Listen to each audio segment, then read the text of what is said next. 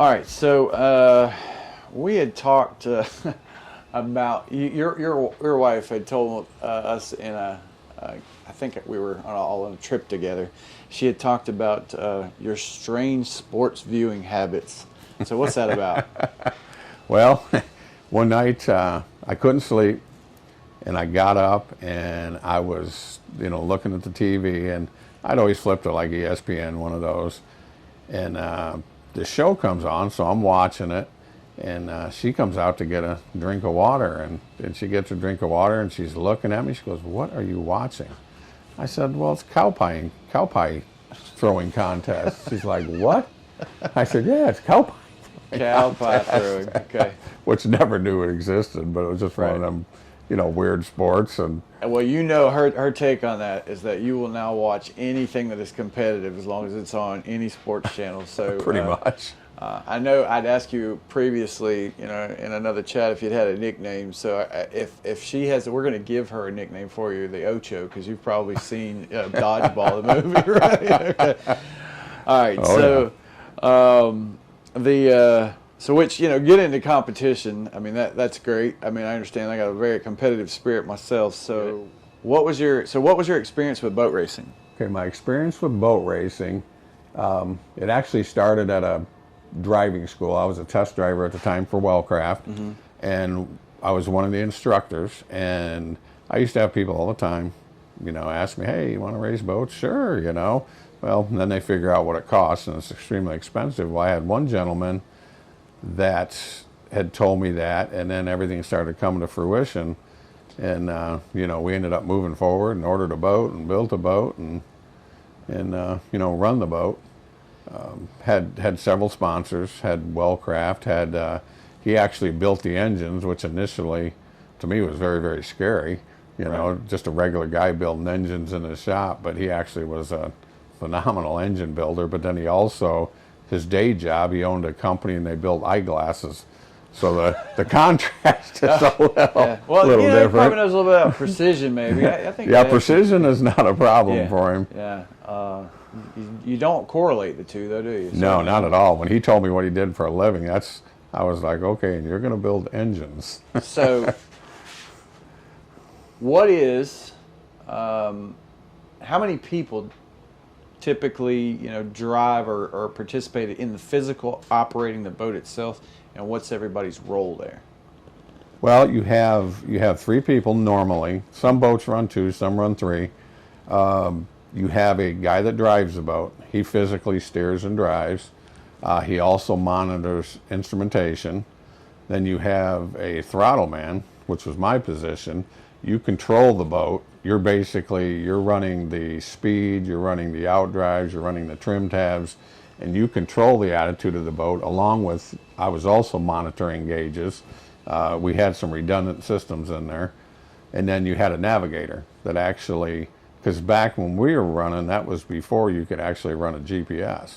Gotcha. So we had to do it all by map, and he basically would watch the map, and he's pointing, he's watching the map, the compass, and he would tell you so you could hit your next buoy to run around. And pretty important position. You had to know how to navigate. When you first said navigator, I got to tell you, I was devaluing that in my mind. I'm like, navigator? I mean, it's like, okay, go to the buoy and take a left. But now when you say that, and I think into, okay, there's no GPS on the boat. There's nothing that shows the path on the boat. So talk to me about the map. Okay, and when I'm going to get into gory detail about the map, are we talking like a map that's laminated, that's hanging off something? I mean, and this comes from just a little bit of military experience. So what happens, how do you affix the map so you don't lose the map? It isn't damaged. We'd actually make a laminated copy, but we had a piece of plexiglass on the dash that you could slide the map into. He would highlight the course, with a highlighter, and then he would just monitor where we were at. It's because, some of them turns would be 3-4 miles apart, so it's not like you see the next turn. Right. And then you're going. What's the cruising speed there that you're at? Usually we'd be around 95 to 100. Okay, and the thing that I don't think anybody understands, and I know you know exactly what I'm talking about. Boats close really quickly. Oh yeah. And it's always closer than you think it is. So yeah, And don't have brakes. Yeah, they don't have brakes and they close with. So I mean, literally, you're talking about that, and I'm thinking, you get the little laminated thing that they have in the fast food restaurant that tells you how to make the hamburger, right? And I'm thinking about this guy's got a map and he's a navigator, like turn left. But that's fascinating. I mean, thank you. That's so cool to me to actually be able to see that with my mind. All right, so what happened? So why are you not racing boats anymore? I'm not racing boats anymore. One, the gentleman that was doing it, we had done it for a couple years, and he kind of neglected his business. He got so into the racing, His passion, yeah. That it became just, not going to work all the time. And none of us are guilty of that. And he had people to run the business. The problem is the one main guy that was running the business for him wasn't ethical.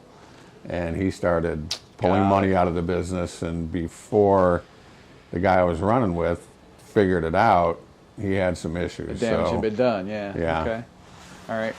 And so now Wally told on you a little bit with this one. Wally said that that was 50% of the story. And it's important for the folks who might see this to understand. You don't think Karen had anything to do with you not racing boats? A little bit. Her and my kids and my parents, actually, we were at a race in Jacksonville, and we had hit, it was a rough race, some big water, and we had hit a couple pretty big waves, and had the boat, I mean, it was 25, 30 feet out of the water, and pretty much standing at about a 65-degree angle, and they just totally freaked out. The boat you're in. Yeah, they thought we were done.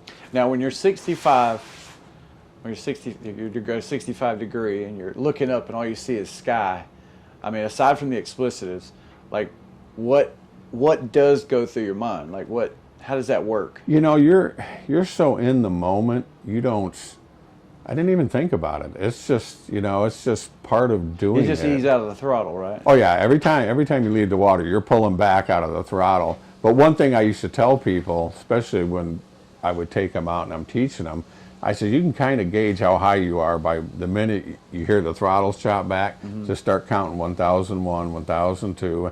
And that kind of tells you, if you get to 4 or 5, yeah, you're way the heck up in the air. Wow. That just kind of gives you a feel for... That's nuts to me. Because I remember going and watching a race as a kid in Detroit, and you could see, there was the occasional accident. And let's be honest, most people, they don't go to watch the Daytona 500 because they want to watch cars roll around in a circle. They watch because they want to see the accident. They want to see them roll over. Yeah, and know that it's not them, circle. and know that it's not them, and then see the person get out and be good. I mean, the skin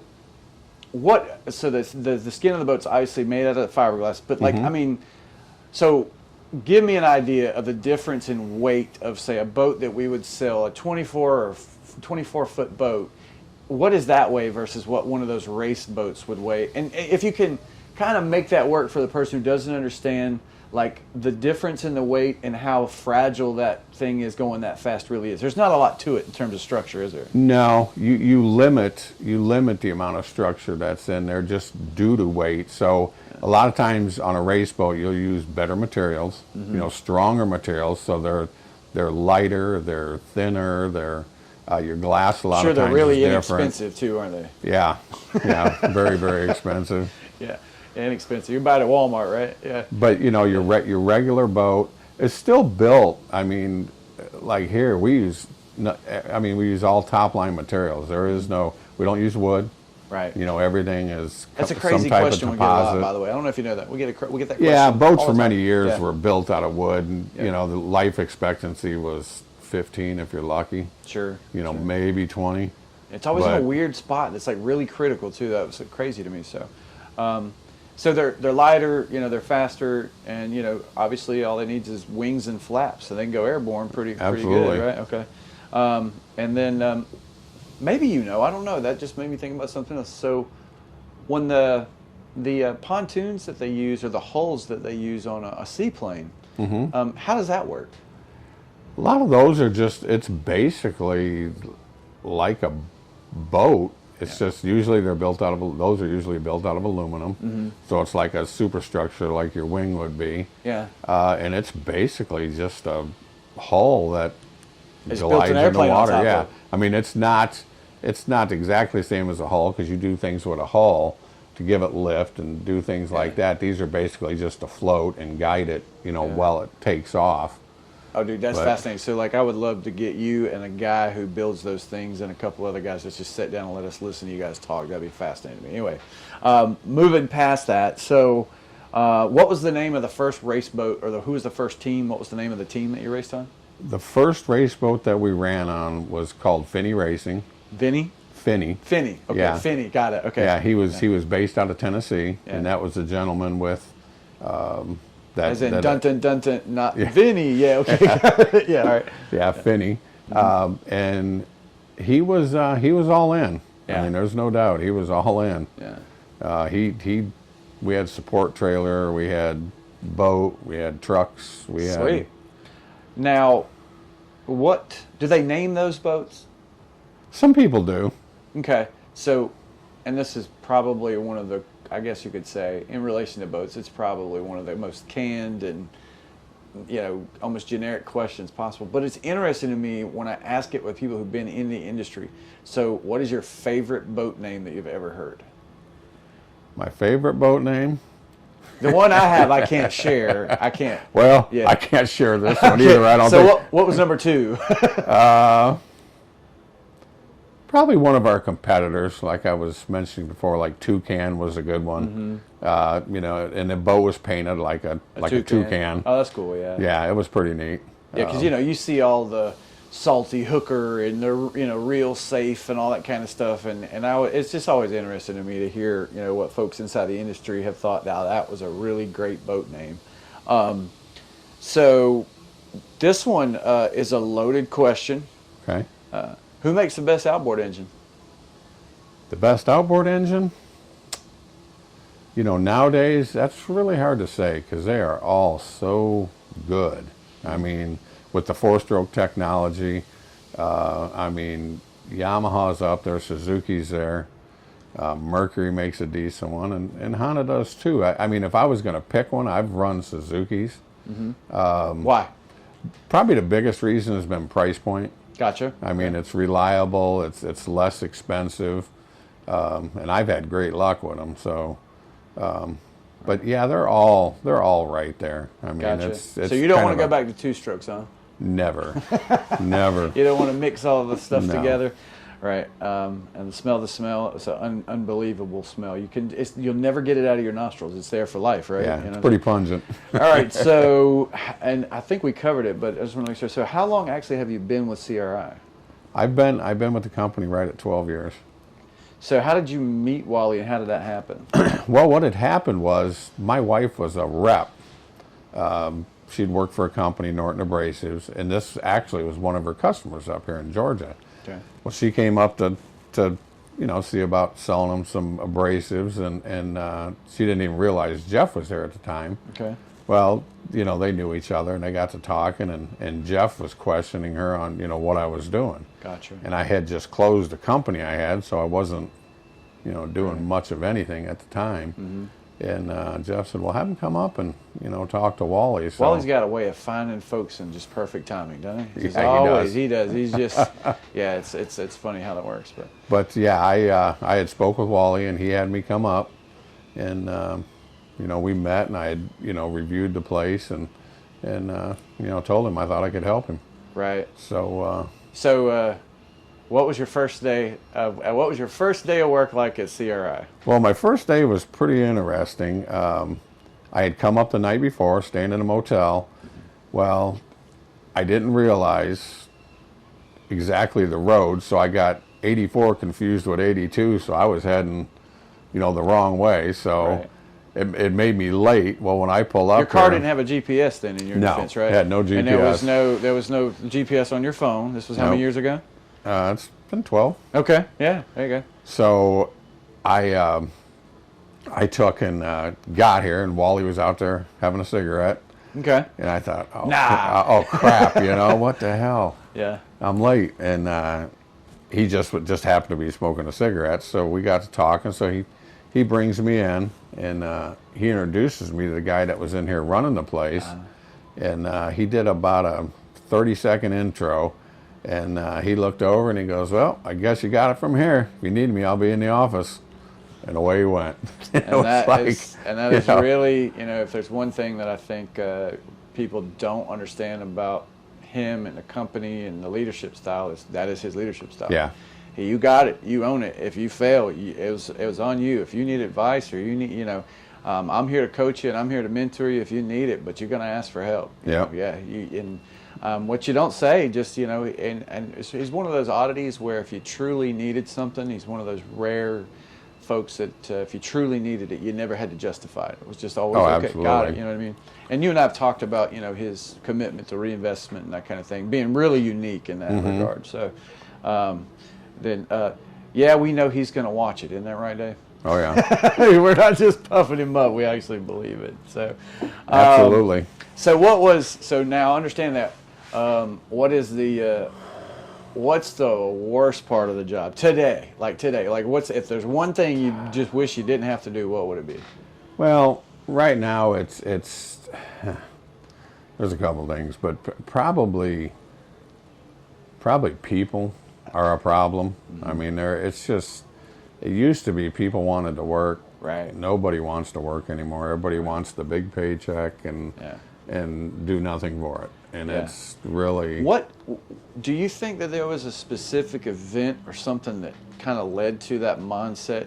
Because I have different theories on it, and I've talked, with people who are in different industries and different roles, and I think that what happened is, who Micro is, Micro Dirty Jobs.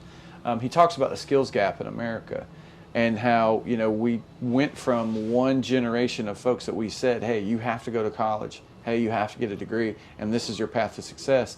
And we sold that bag of goods for 20 or 30, maybe even 40 years, and then we just stepped back and kind of let that happen over and over and over, beating that drum. In your opinion, is that what happened, or was there other things that kind of added to it? I believe that's a big part of it.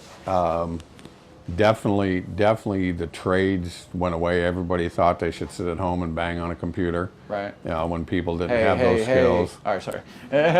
But, mechanics, bricklayers, carpenters, a lot of those people, they just went away. Yeah. I think part of it too is us, as parents and stuff, have probably failed our kids a little bit because I agree with that. Absolutely. Yeah, every family, as you grow up, you always want to have it better for your children, and I think a lot of this with the games and all this stuff, nobody. As a kid, we went outside and played. Yeah. Kids nowadays, I mean, you'd have to throw their computer out in the yard to get them to play because they don't go outside and play and do anything. Have I told you the story about getting the kids to come down from downstairs? A couple years ago, the kids are upstairs. I'm yelling from the bottom, hey, blah, blah. Nothing going on. Can't get a response. So what I did was I turned the internet off, and suddenly hear footsteps downstairs. I stick the head around the corner. Dad, something's up. Something's going on. I'm like, no, nothing's going on. I need to talk to you guys. I was yelling for you for 20 minutes, and I finally turned the internet. And now I got you guys downstairs. So yeah,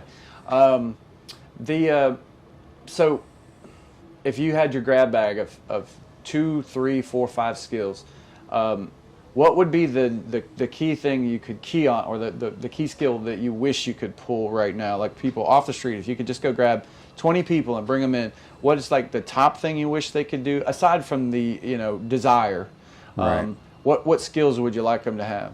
Well, if we were going to do that, people just having a good work ethic, guys that are mechanical. Okay. You got to be able to run hand tools. You don't have to know how to build boats, but you know how to run hand tools, and you can put screws in, and you can run a drill and things like that. We can teach you the other things. If you have the aptitude, the general aptitude. If you got the general aptitude. And the attitude. Attitudinal. I used that word the other day, and somebody kind of gave me a raised eyebrow. I'm like, it's important, Oh, absolutely. So, people being the worst part, and when you say people, you don't actually mean people, you mean the skills gap. The skills gap, exactly. It's not, a lot of it's not the people, it's just they've been told, you don't need to do that kind of work. You need to do this kind of work. Right. And And I think I've asked you this before. So if we've done a pretty good job, given the community that we're in and the size of the town. And it's not a mecca of folks trying to flourish and come here. But what makes our stuff our stuff? And I'm not going to say better. I'm going to say what makes our product in comparison to other product. And I won't use the superlative to say better. I'm just saying, in your opinion, what makes our stuff our stuff? Our stuff, one, I believe we have a very good quality control. We use, most of our materials, as I mentioned before, we use higher end stuff. So we're starting out with, better things. Better ingredients, better pizza. Papa John's got it. All right, yeah. We work hard to train the people, and again, when you don't have to break the bad habit and you get them to do it your way, it tends to, and you just got to stay on it. Yeah. I mean, that's one of my biggest things constantly, because people tend to get lax and inspect things what you are kind expect. of working, and so they kind of start looking the other way. Well, you got to kind of push them back. There's a get story them back on the road. I get it. So there's a story of an old CO I had that said that the way he got rid of that attitude inside of the company was he went and replaced all the desk chairs with field chairs. So that way everybody who was sitting at a desk was remarkably uncomfortable, and eventually they would get up and go check on whatever they were supposed to check on. So you're saying that you believe in you must inspect what you expect. Is that right? Yeah, absolutely. Yeah. And then I think we do a really good job of that as well. And like I said, I really try not to ever make the comparison in the use of the superlative. It's better, it's best. But I think if there's a word I can give everyone else that might encompass what it is with our product offering, is that if you don't know us and you're watching this, Dave Travis cares, right? Yes, a lot. And I've been told, my wife has told me many times, and other people, you're a perfectionist to a fault. Yeah. And it drives me crazy when something is not right. And the last thing I want to do is send a product to a person that's not right. And I try to tell people, understand, this could be your wife, your children, your husband out on this boat. This is their Saturday. This is their big adventure, and I think about how detrimental it could be on those first outings. Imagine, we talk about the stories and we talk about the experience and we talk about what it means, but we got a person who's made a $150,000 commitment. They've got the literal quote unquote dream boat. They head out in the water and they have an unfavorable experience. And let's just say it was an engine problem. And there was nothing that we could do about that, but it's still that perception is that absolutely perception, right? Yeah, we're no matter what went wrong or what happened, it's Composite Research. It could be a bad Yamaha engine, but it's Composite Research. So okay, all right, so my last question for you, sir, for the day, probably one of the harder ones, depending on your vantage. All right, so we've raced boats, we've drove a snowmobile. Still kind of don't know if I want to do that or not. I think I do. You've probably built and forgotten. By the way, the inside, for folks listening to this, the inside of Dave Travis's travel trailer is probably the most functional garage I've ever seen in my life. All right, so let's. You're not going to do this forever. What's next? What's next for Dave? Yeah, I don't know. This is probably going to be my final stop. Yeah. Not really sure what I want to do in retirement. I don't think I will totally retire. I think I will do something. My father had a really funny expression. He'd say, I'm going to make lists of things I'm never going to do again, which is really funny to me. So I don't see you as a guy who could sit too long. No, I'm going to have to do something. Yeah. I'm just not sure what it is yet. Now, I also don't see you as a guy who's going to have 3 monitors in front of his desk and sitting there pecking around learning the intricacies of Excel. No. I don't think that's your thing. No, that's my wife and I have both said the day we retire, the phones, the computers, they all go in the pond. That'd be awesome. We're no and longer gonna. And I hate to say it this way because it kind of self-defeats, but dude, I'd love to see a picture of that. You know what I mean? Like, I would love to see a picture of that. I mean, I think, and it's crazy now that is now our, and you're not the only person who's said that. Obviously, think about, the other vantage points of the folks who've been standing with those devices, and it's part of, even more integrated. So think about having to pitch those things away is a commonality among people that are remotely close in age to us, and it is a shared dream. The American dream was to buy the house with the picket fence, and now our retirement dream is to throw the phone in the lake and never have to pull it out, right? Yep. Right? I mean, okay, so, well, cool, Dave. Again, like I said earlier, Dave cares, and if there's a name for a banner that should be worn around the shop here, it is Dave Does Care. And Dave, you could say Dave cares, you could say Dave cares a lot, you could say Dave cares more than most, you could say Dave, and I'll say it on the film, I don't care, Dave gives a shit, he really does. And so with that, we do have an upper echelon mindset, and we're always looking for ways to elevate the product and the people. Absolutely. Anything you want to add to it? No, that probably pretty much covered it. All right. Well, awesome, Dave. Again, thanks for your time, and we'll probably chat again. I think at some point we'll probably stick a camera in front of a couple of you guys' faces and let you guys embellish on some of these stories a little bit. I don't know if they'll let us feed you fermented products or not, but we'll see how that goes. But well, the stories may become R to X rated. That's right. So we'll leave it there, and let's walk around.